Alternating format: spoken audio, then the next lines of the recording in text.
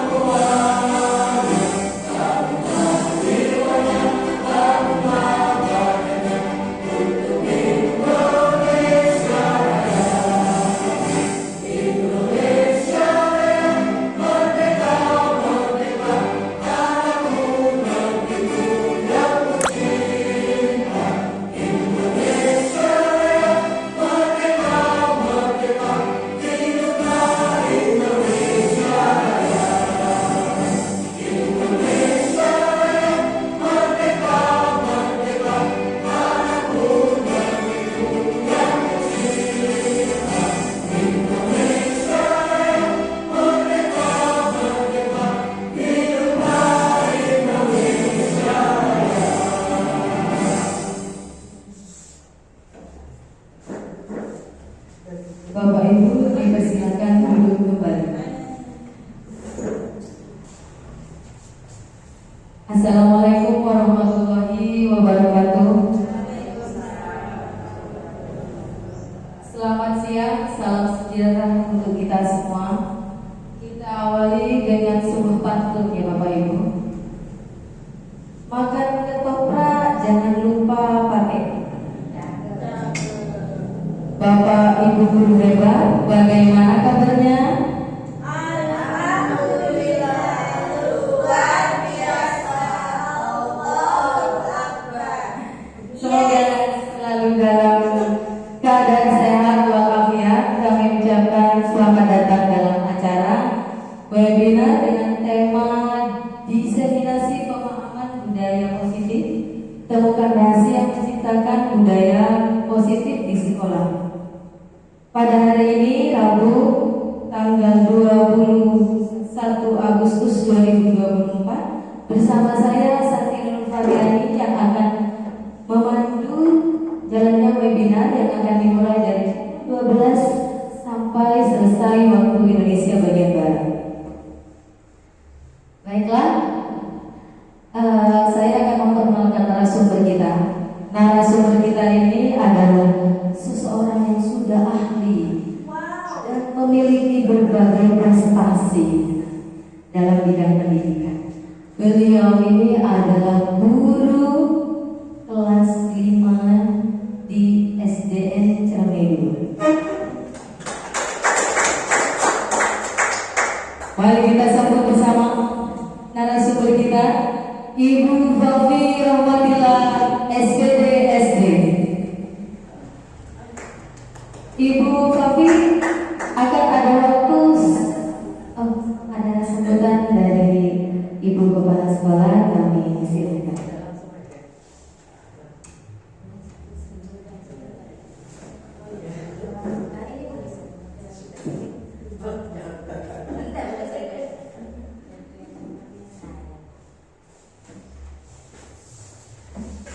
Baiklah, Assalamualaikum warahmatullahi wabarakatuh.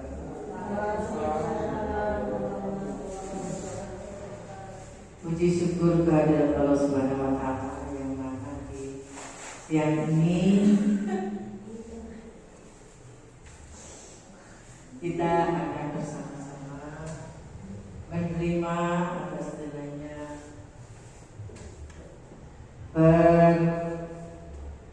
bersama dengan salah satu narasumber yang ada di SPDB 2 ini, Ibu Fafi Rahmatillah, untuk menyampaikan diseminasi pemahaman budaya positif, yaitu beliau atau Bu Fakri akan menyampaikan bagaimana cara menemukan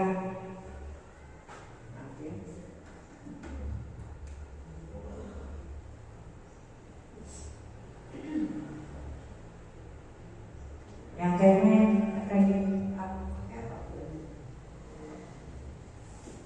bagaimana menemukan rahasia menciptakan budaya positif di lingkungan sekolah. Jadi di lingkungan sekolah pasti ada banyak budaya yang masih belum bisa diterima di lingkungan. Budaya yang masih sulit, ya.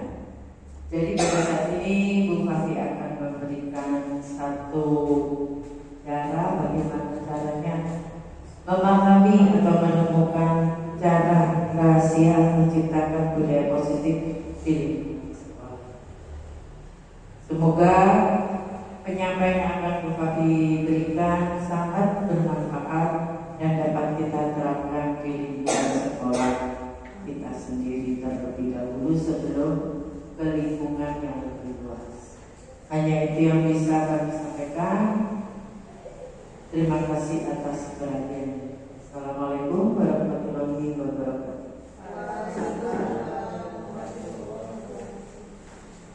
Bapak Bapak Ibu, melanjutkan akan ada waktu 120 menit untuk menyampaikan materi kepada Ibu narasumber dan teman dan para Bapak Ibu guru hebat. Saya ingatkan untuk memanfaatkan kesempatan itu sebaik-baiknya karena mungkin nanti akan ada sesi tanya jawab.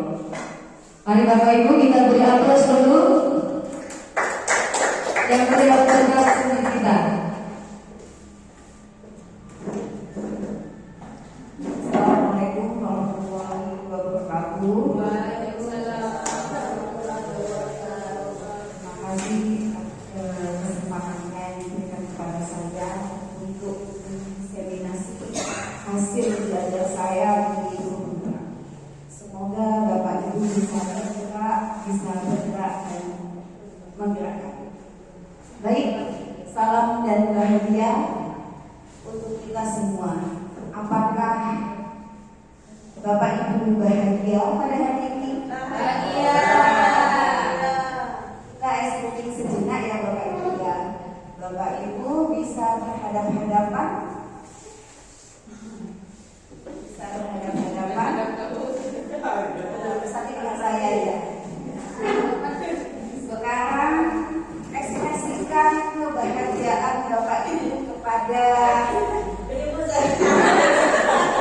Baik, baca pada Bapak Ibu dan saya kasih waktu, saya beri waktu 20 detik ya Bapak Ibu ya. Ekspresikan kebahagiaan Bapak Ibu pada hari ini.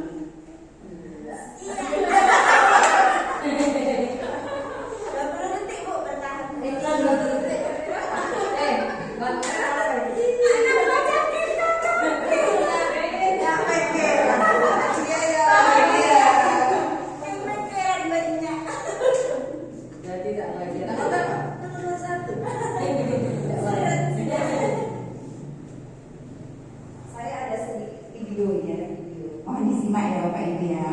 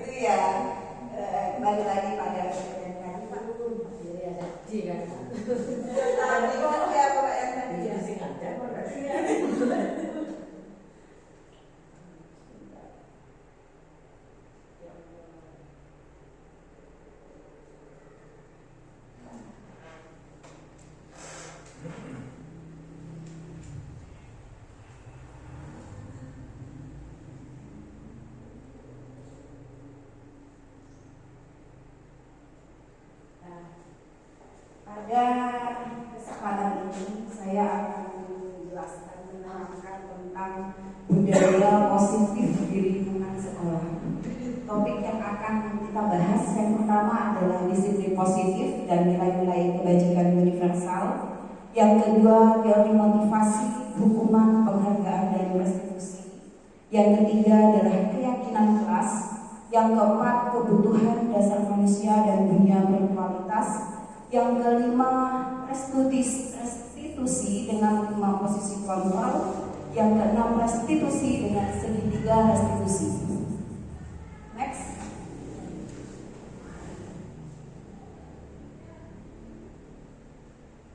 Nah, ini ada miskonsepsi.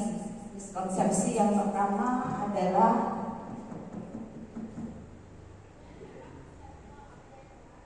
penerapan budaya positif berarti tidak ada aturan atau konsekuensi. Seperti yang kita tahu di kurikulum Merdeka ya, yang mana kita tidak boleh marah sama anak, tidak boleh menghukum. Tapi itu adalah sebuah miskonsepsi ya Bapak Ibu ya.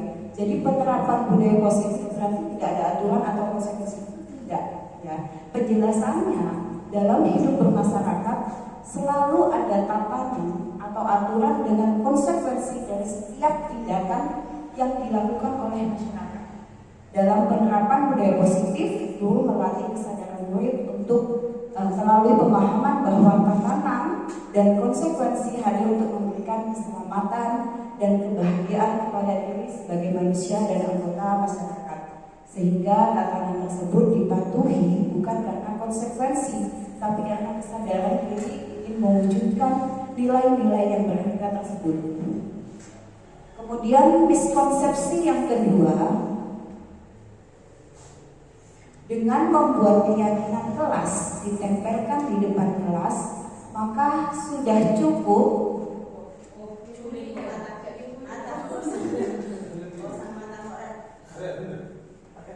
bahwa di atas. Nah, apakah Bapak Ibu sudah membuat keyakinan kelas di kelas? Sudah. Alhamdulillah. Dengan membuat keyakinan kelas ditempelkan di depan kelas, maka sudah cukup. Ternyata itu miskonsepsi ya Bapak Ibu ya. Jadi tidak hanya ditempel di dalam kelas, tapi memang harus diterapkan. Nah, penjelasannya, kesadaran hadir dalam diri. Jadi bukan karena ada keyakinan kelas itu, maka anak-anak misalnya, contohnya seperti ini. Tidak piket, maka anak-anak harus lari 2 kali lapangan seperti itu. Anak-anak mending tidak piket, ya mending tidak piket. Wah enak, lari aja di lapangan. Tidak boleh ya. Anak-anak melakukan keyakinan kelas, tapi dia melanggar sendiri aturannya. Itu tidak diperbolehkan. Jadi bagaimana seorang guru itu memunculkan kesadaran diri anak dari aturan yang dibuat bersama, gitu. Sekarang yang ketiga,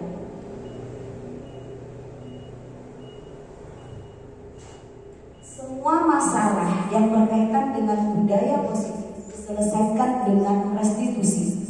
Itu adalah sebuah miskonsepsi juga, yaitu segitiga restitusi merupakan suatu pendekatan disiplin positif untuk menyelesaikan permasalahan siswa terkait pelanggaran aturan.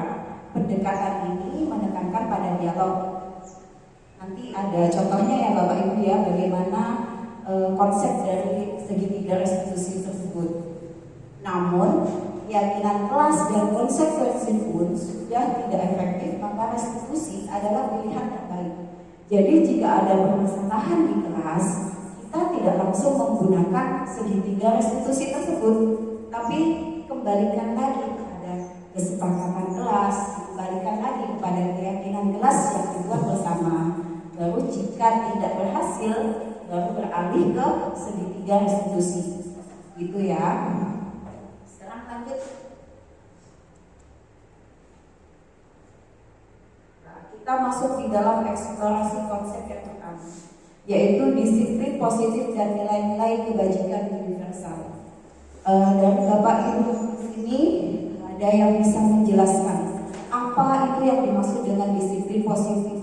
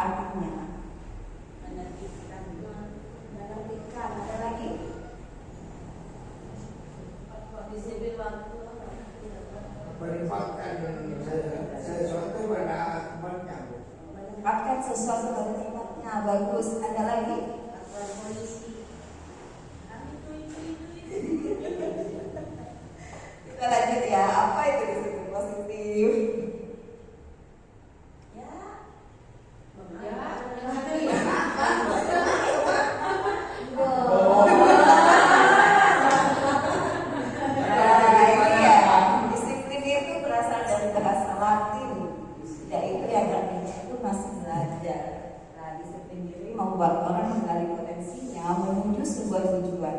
Namun budaya kita memaknai disiplin itu adalah sesuatu yang dilakukan seseorang pada orang lain untuk mendapatkan kepatuhan.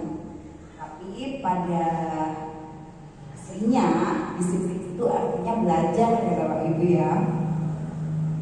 Lanjut. Nilai-nilai kebajikan universal adalah sifat positif manusia yang merupakan tujuan mulia yang ingin dicapai setiap individu. Nilai tersebut bersifat universal dan lintas bahasa, suku, bangsa, agama maupun latar belakang. Jadi nilai-nilai kebajikannya yaitu sesuai dengan profil pelajar Pancasila. Yang pertama adalah beriman dan bertakwa kepada Tuhan Yang Maha Esa. Kemudian yang kedua kebinekaan global. Kemudian kreatif dan kritis. Itu adalah nilai-nilai kebajikan universal. Dengan mengaitkan kebajikan yang diyakini seseorang, maka motivasinya dari dalam dirinya akan terbangun sehingga menggerakkan motivasi dari dalam untuk dapat mencapai tujuan mulia yang diinginkan. Lanjut. Nah, ini ya nilai kebajikannya. Kita kenal dengan profil pelajar Pancasila. Makanya di dalam kurikulum Merdeka ini semua mata pelajaran harus sesuai dengan dimensi yang ada di dalam profil pelajar Pancasila. Paling tidak ada dua nilai. Misalnya beriman dengan mandiri atau mandiri dengan pengenalan kritis itu diperbolehkan. Lanjut. Eksplorasi konsep yang kedua yaitu teori motivasi, hukuman, penghargaan, dan restitusi. Kita lihat, hukuman di sekolah dapat mendisiplinkan anak. Setuju apa tidak setuju Bapak Ibu? Iya. Kalau di sini setuju ya kalau anak siswa itu. Hukuman di sekolah dapat mendisiplinkan anak. Setuju? Setuju. Nah, begini ya Bapak Ibu ya, hukuman itu dapat merusak mental anak. Jadi hukuman tidak dibolehkan dilakukan di kelas kurikulum Merdeka. Jadi banyak cara untuk mendisiplinkan anak, bukan dengan hukuman. Begitu. Kemudian yang kedua, pemberian hukuman dengan hal positif seperti membaca atau membersihkan halaman sekolah dapat meningkatkan disiplin anak. Setuju atau tidak? Setuju? Setuju. Tapi ini tentang hukuman, ya tidak boleh. Misalnya Bapak Ibu apakah pernah memberikan hukuman dengan disuruh membaca satu lembar atau disuruh menulis satu halaman? Apakah pernah dilakukan? Belum pernah. Ada yang lain? Nah, jadi pemberian hukuman dengan hal positif itu bisa diganti dengan konsekuensi. Yang namanya konsekuensi ya harus kesepakatannya bersama antara anak dengan guru. Tapi kalau hanya guru saja memberikan sebuah bukan konsekuensi yang misalnya, kamu baca satu halaman ini, kamu tulis satu halaman ini, misalnya saya tidak menulis sebanyak satu halaman, itu tidak diperbolehkan karena tidak ada kesepakatan antara guru dan siswa. Ya. Jadi pemberian hukuman dengan hal positif boleh dilakukan jika sudah ada konsekuensi, ada kesepakatan antara guru dan siswa, gitu ya. Tapi kalau tidak ada kesepakatan, Bapak Ibu langsung memberikan hukuman seperti ini, ya namanya hukuman, tidak diperbolehkan. Kemudian yang ketiga, memberi penghargaan dapat meningkatkan motivasi belajar anak. Setuju apa tidak? Iya, setuju. Setuju. Kalau Kalau misalnya penghargaan itu berupa apa ya Bapak Ibu? Berupa piagam, kemudian berupa barang, kemudian makanan. Terus apakah satu kelas mendapatkan semua? Kalau piagam tidak. Apakah Bapak Ibu tahu hati kecilnya anak yang tidak mendapatkan penghargaan? Kan kita tidak tahu ya perasaan anak yang tidak mendapatkan sebuah penghargaan itu kan kita tidak tahu. Anak ini sudah sedih atau senang, dia tidak tahu. Kita tidak tahu. Sebagai guru tidak tahu. Makanya hindari memberikan penghargaan yang tujuannya untuk meningkatkan motivasi anak. Ini juga tidak diperbolehkan. Adanya adalah apresiasi. Kita harus mengapresiasi anak dengan catatan panggil anak bertatap muka dengan kita. Kamu hebat, kamu pintar. Jadi teman yang lain dia tidak tahu. Begitu. Jadi apresiasi itu tidak diberikan di dalam kelas. Kelas benar semua hanya untuk satu orang. Kecuali untuk semua anak di kelas itu baru itu sangat diperbolehkan. Begitu. Nanti di belakang masih ada lanjutannya. Membuat anak merasa bersalah memberi dampak lebih ringan dibanding membunuh. Setuju apa tidak?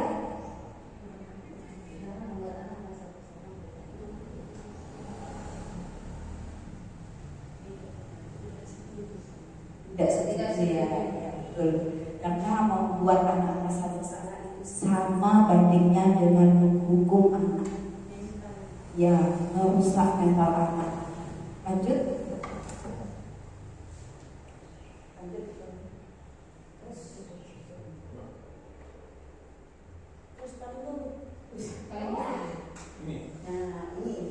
Ini ya Bapak Ibu ya, dihukum oleh penghargaan.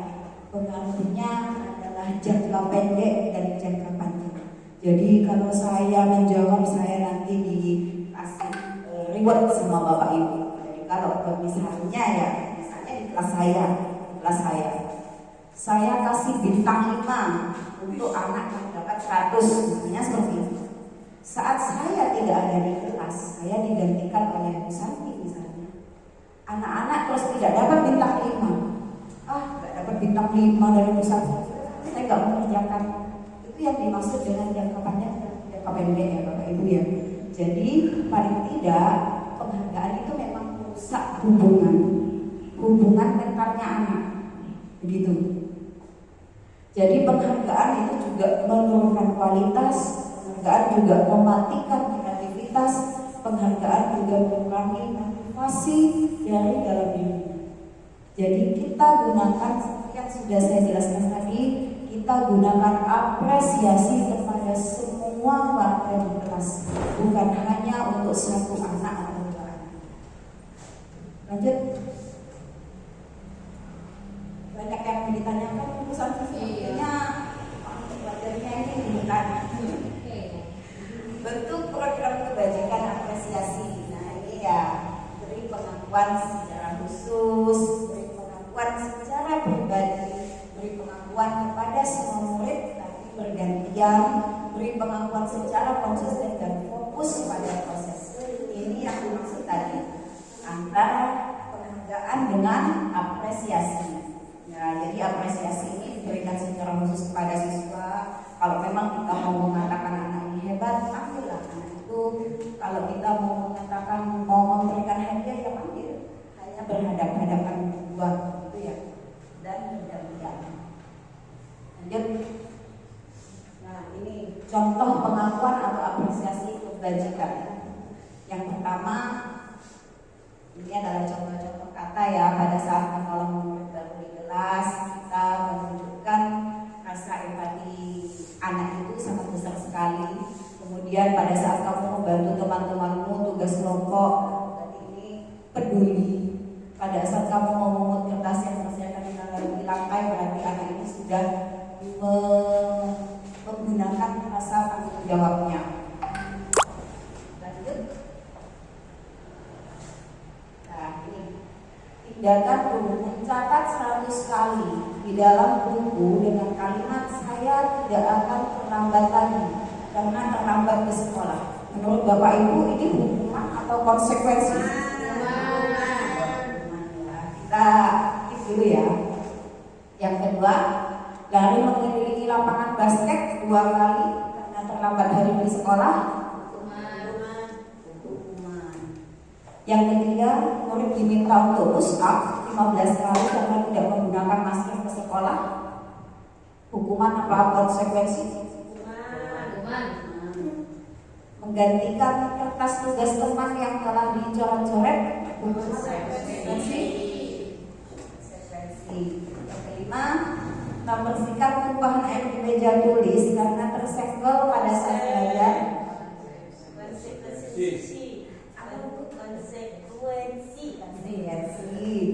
Yang keenam, meminta murid tidak mengenakan sepatu seharian di sekolah karena tidak menggunakan sepatu hitam. Hukuman. Yang ketujuh, mengelilingi lapangan basket 2 kali karena terlambat 10 menit untuk pelajaran PJOK. Konsekuensi, ada yang konsekuensi, ada yang hukuman. Kita lihat ya kunci jawabannya. Nah, betul sekali. Hebat. Lanjut. Ini ya perbedaan hukuman, konsekuensi, dan restitusi. Jadi hukuman itu sesuatu yang menyakitkan harus terjadi. Jadi konsekuensinya sesuatu harus terjadi. Yang kedua, tidak nyaman untuk murid atau anak untuk jangka waktu yang panjang. Jika konsekuensi tidak nyaman untuk anak untuk jangka pendek. Kemudian hukuman juga korban mendapatkan keadilan, sedangkan konsekuensi korban bisa diabaikan. Yang keempat, murid atau anak akan tersakiti. Konsekuensi murid atau anak tidak dibuat tidak nyaman. Kemudian hukuman perilaku pasif, agresif, dan terikat jika konsekuensi penguatan hanya bertahan dalam jangka waktu pendek. Lanjut. Banyak sekali ya.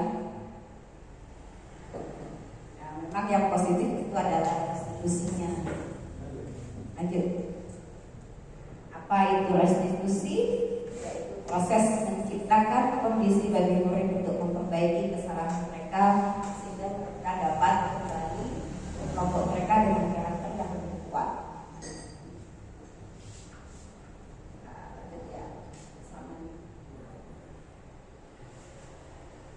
Nah, 9 ciri restitusi. Yang pertama, belajar dari kesalahan, bukan menebus kesalahan. Yang kedua, memperbaiki hukuman. Yang ketiga, menawarkan bukan memaksa. Yang keempat, restitusi diri adalah cara terbaik.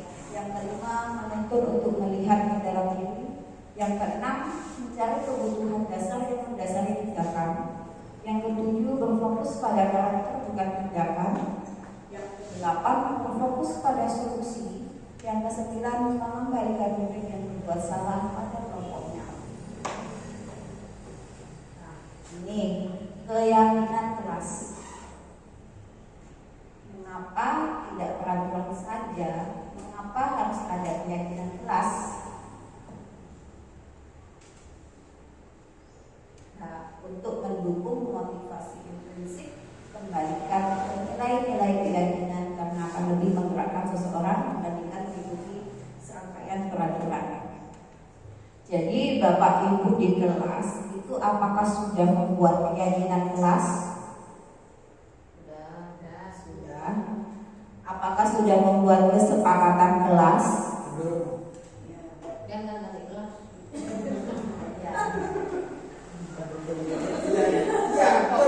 Di setiap pembelajaran kita perlu ada kesepakatan kelas.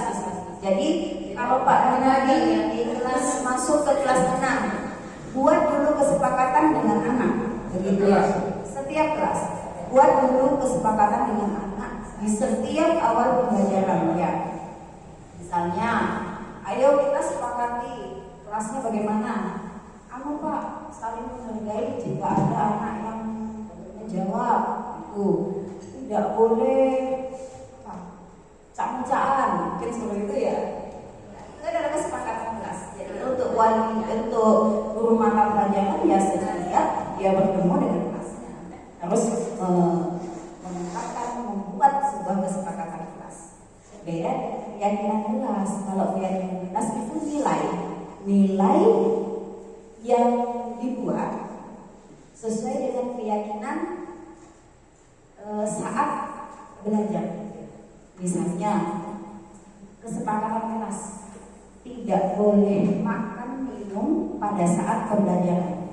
Keyakinan kelasnya adalah saling mengingatkan seperti itu.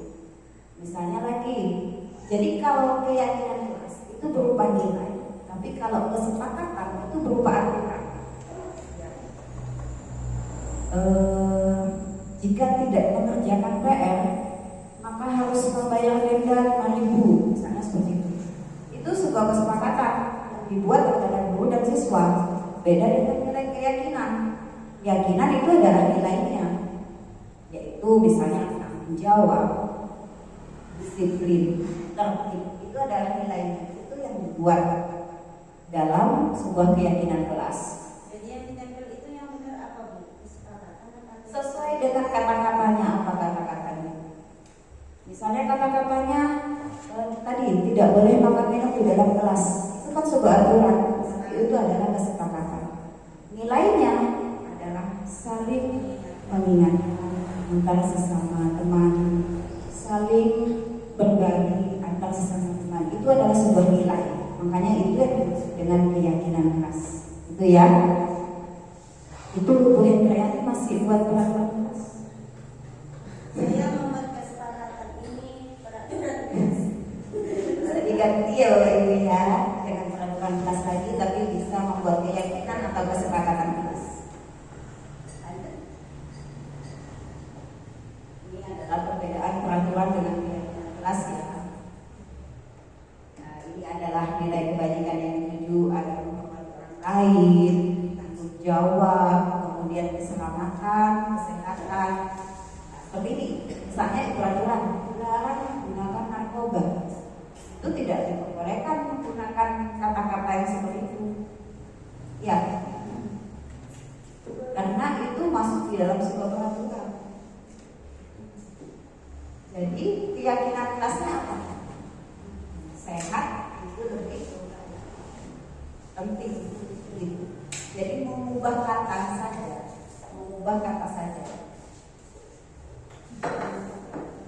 Ini contoh-contohnya ya Bapak Ibu ya. Lanjut. Nah, ini menarik jelas. Menjaga kebersihan sekolah. Kemudian dalam pelajaran ini masuk di dalam sebuah aturan ya yang disepakati antara guru dan siswa. Bahwa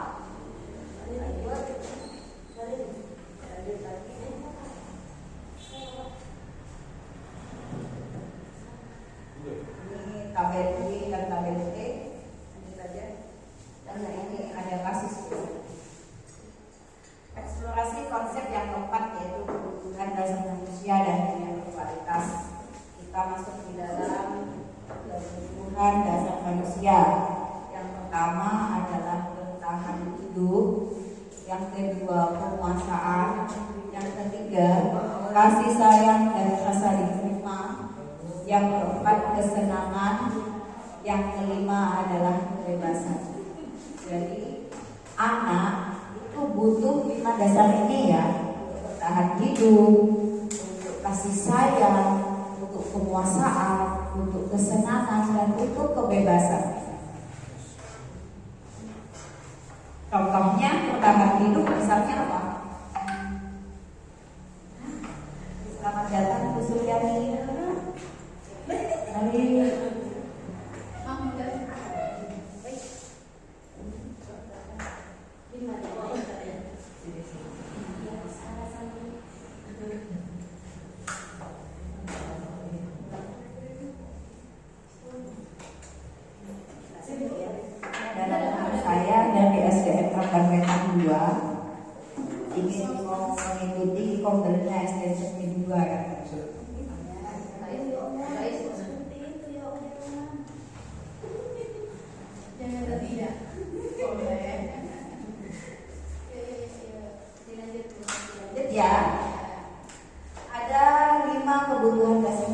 yang pertama adalah bertahan hidup. Contohnya apa ya Bapak Ibu ya bertahan hidup?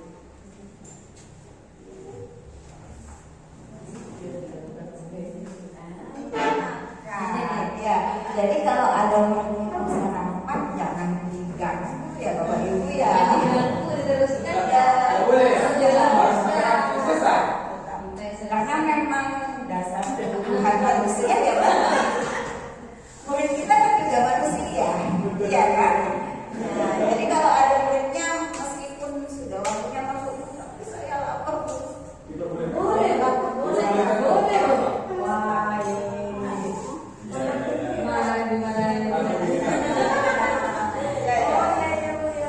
Kasih sayang dan rasa diterima. Setiap anak itu membutuhkan kasih sayang. Dia membutuhkan kesenangan, penguasaan dan membutuhkan kebebasan. Lanjut. Jangan lihat dulu. Tidak apa ya Bapak Ibu. Tidak apa-apa. Tahan hidup ya Pak. Iya, sesuai dengan Perilaku siswa Tuhan yang mungkin bisa dipenuhi. Apakah ada cara untuk memenuhi kebutuhan kekuasaan tanpa kekerasan? Ada. Bagaimana caranya? Facebook ya sudah anaknya dipanggil. Anaknya dipanggil. Kenapa kok lanyala begitu ya? Lanyala. Ayo ke lapangan saja. itu bukan kekerasan gitu. Kita lanjut ya. Oke. Nah, kebutuhan yang mungkin bisa adalah cinta dan kasih sayang.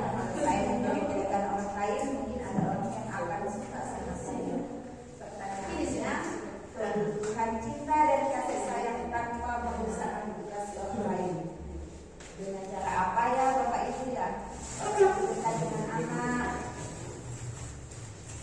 Tapi bisa bagaimana rasa sayangnya bisa Kalau saya itu dari awal masuk kelas, kan di depan itu ada salaman, ada topik, ternyata semua siswa perempuan itu senangnya Iya. Jadi cinta sekali sama Nusantara. jadi sepertinya mereka itu butuh apa ya? Perlu Sayang, iya. Mereka jadi dari situ kelihatan. Kalau laki kan boleh envelopnya, tapi dengan seperti itu. Mereka sekali lah Nusantara. Lanjut. Ini kebutuhan yang mungkin bisa dipenuhi yaitu rasa senang. Apakah ada cara untuk memenuhi kebutuhan senang tanpa mengikuti orang lain? Apakah di dalam kelas Bapak Ibu di sini muridnya sudah senang semua? Saat ibu datang senang tidak? Senang. Saat ibu Bapak Ibu tidak masuk dijadi apa tidak? Jadi Tak masuk dia. termasuk juga siswanya juga. Nah, berarti Bapak Ibu sudah menciptakan rasa senang di kelas. Beda dengan saya dulu. Kalau saya dulu waktu sekolah SMA ya, kalau ada guru matematika saya yang tidak masuk, saya senang. Ya, senang. Berarti guru saya tidak menggunakan rasa senang kepada muridnya. Ya, itu adalah contoh-contoh kecil ya, memang pengalaman hidup. Lanjut di hidup itu jaga. Iya. Sekarang masih biasa. Kebutuhan yang mungkin bisa dipenuhi adalah kebebasan. Apakah ada cara untuk memenuhi kebutuhan kebebasan tanpa mengganggu pembelajaran semua orang? Apakah Bapak Ibu sudah memperlakukan konsep ini? Iya. Apakah ada cara tanpa mengganggu? Iya. Contohnya seperti apa Bu? Misalnya murid saya itu yang mengganggu yang paling pintar. Terus karena dia sudah selesai duluan, mengganggu temannya. Saya kasih soal lagi. Oh, itu tapi tidak bebas saya bayari memberikan hukuman lain. Sama dengan saya, Bu.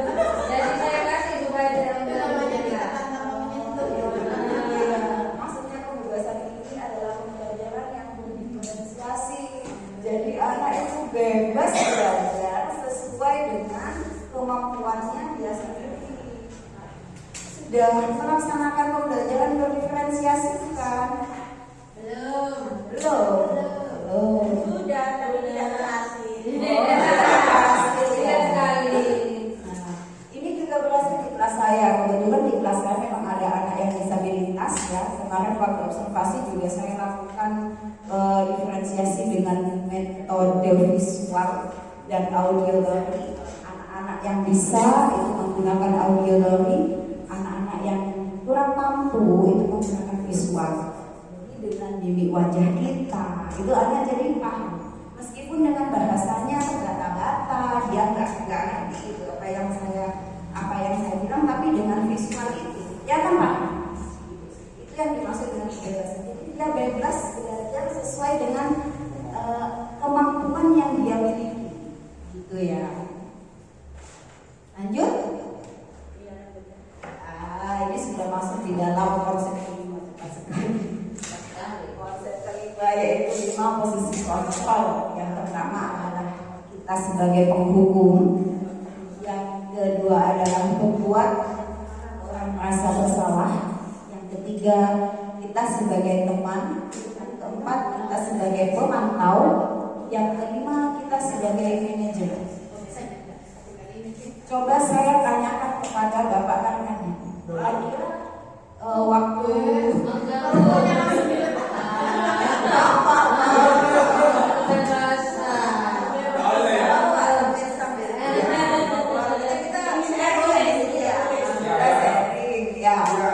menurut Bapak pembelajaran yang Bapak lakukan dari kelas 1 hingga kelas 6, Bapak itu ada di posisi kontrol yang mana?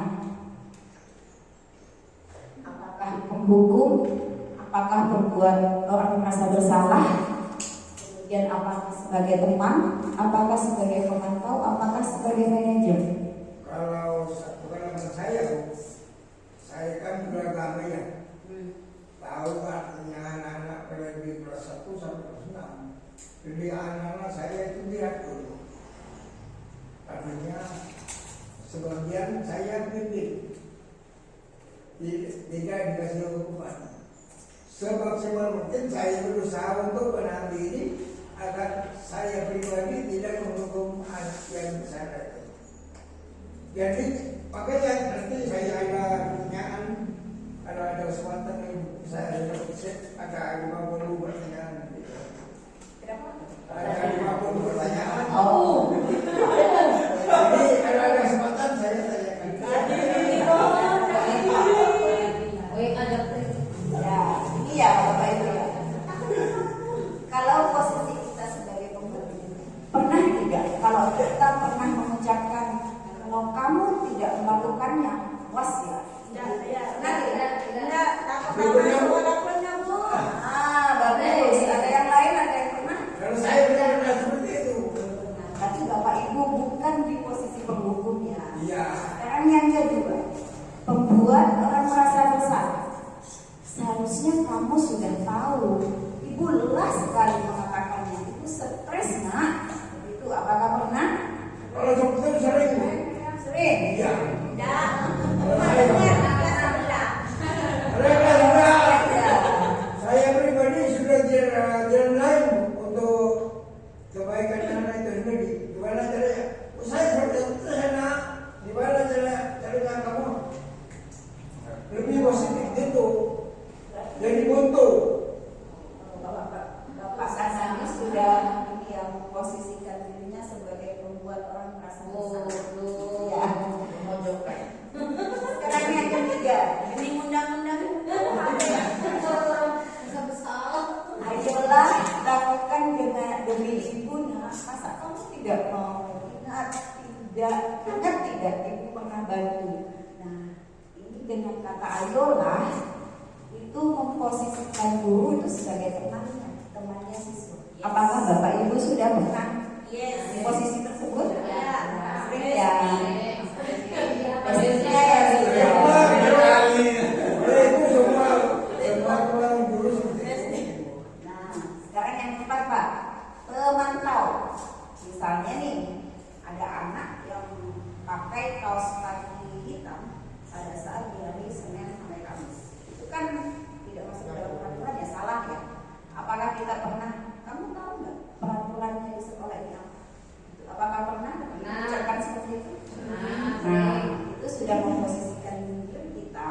sebagai pemantau. Yang kelima adalah sebagai manajer. Apa yang kita yakini, apa yang bisa kau kerjakan untuk memperbaiki masalah ini.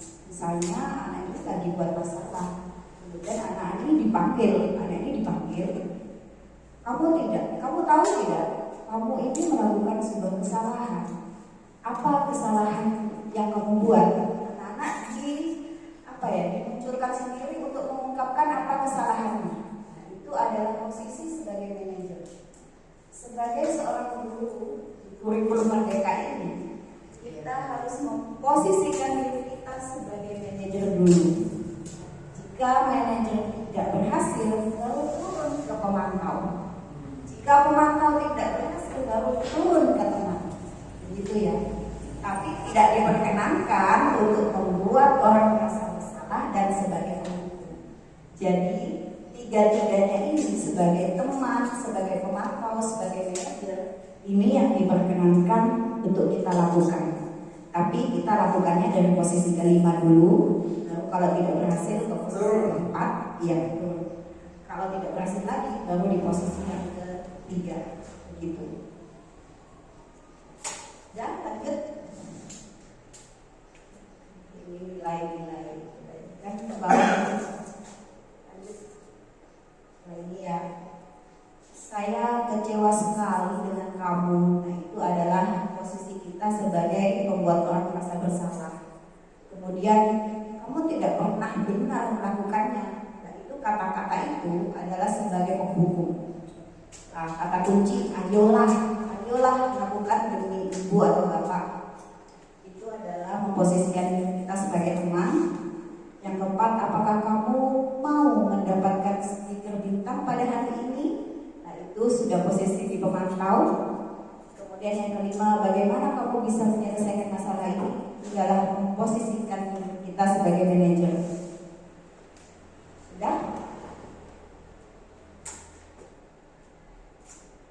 Kita masuk di dalam segitiga restitusi. Nah, di dalam segitiga restitusi itu ada tiga. Yang pertama adalah menstabilkan identitas. Ini mana ya menstabilkan identitas? Nah ini menstabilkan identitas. Contoh kata-katanya, berbuat salah itu hal manusiawi. Tidak ada manusia yang sempurna. Bapak Ibu juga pernah buat salah. Kita pasti bisa menyelesaikan permasalahan ini. Ini adalah contoh bagaimana kita menstabilkan diri anak. Misalnya nih ya, anak melakukan sebuah kesalahan.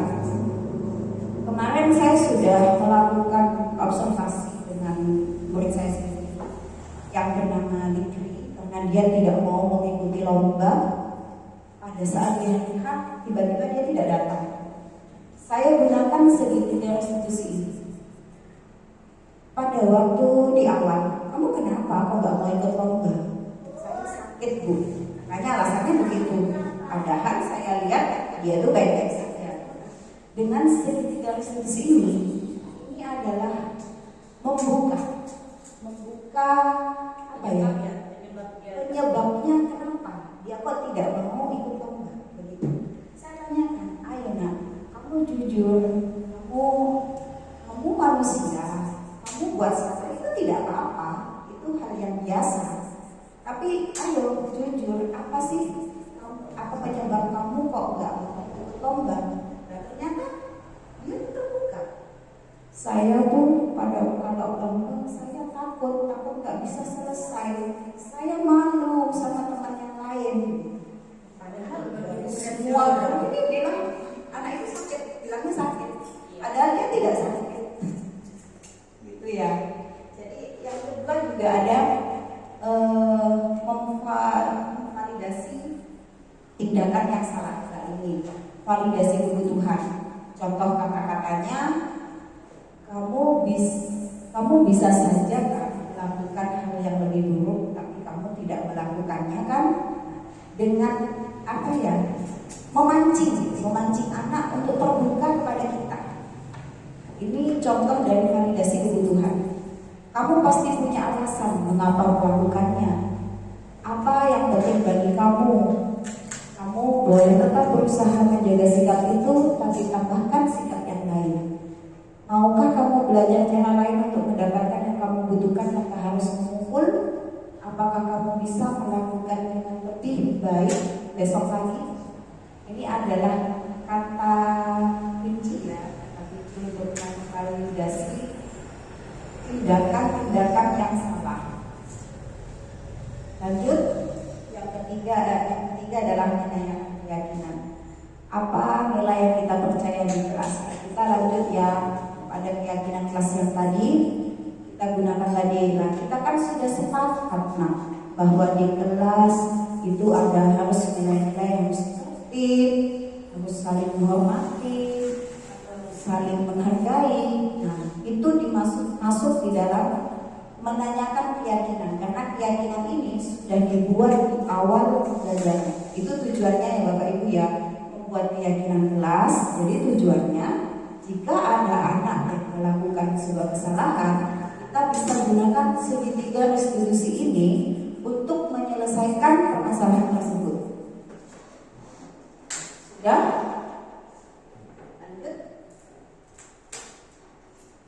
Lanjut aja ya. Dari pemahaman yang sudah dijelaskan, konsep yang bagaimana yang sudah Bapak Ibu terapkan. Tadi ada konsep nilai-nilai kebajikan, kemudian ada segitiga restitusi, ada keyakinan kelas.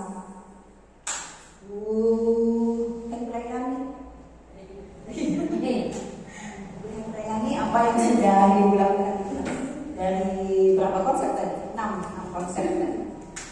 Iya, yang pertama mungkin saya sudah, bukan mungkin ya Bu, kalau dia dari paparan Ibu Fati, saya menerapkan yang keyakinan kelas.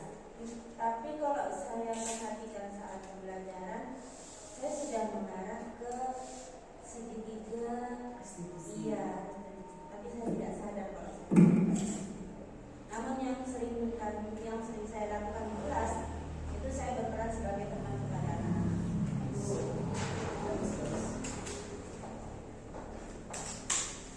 Mungkin Bu Suryani dari konsep itu saja ketinggalan kan Bu, dari konsep yang tadi yang Ibu dengar tadi, posisi kontrol apa yang sudah Ibu terapkan di kelas? Kalau dari pemaparan yang sempat saya tadi baca, saya merasa bahwa saya termasuk guru-guru di dalam itu. Sudah saya laksanakan, yaitu sebagai penghukum, sebagai ada semuanya yang saya laksanakan itu. Tapi jelas bahwa kalau saya tidak ada jenis penghukum, kata hukuman ya ada. Dan di situ saya baru menyadari refleksinya saya ya, ternyata saya kebanyakan di manajer. Wah, keren ya Bapak Ibu ya, melaksanakan memposisikan dirinya sebagai manajer. Kalau Bu Heni, bagaimana Bu Heni? Kalau saya posisinya kebanyakan di depan. Karena mungkin Bu Heni kelasnya kan kelas rendah ya, kelas 2, jadi memang dekat sekali dengan anak-anak ya.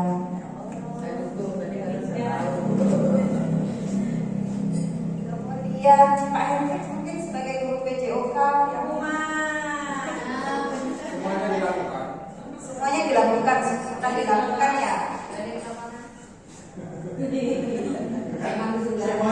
Pemanasan. Bukan. Apakah penjelasan tadi sudah memberikan pemahaman tentang budaya positivitas Bapak Ibu? Apa Bapak Ibu sudah paham gitu tentang budaya positif?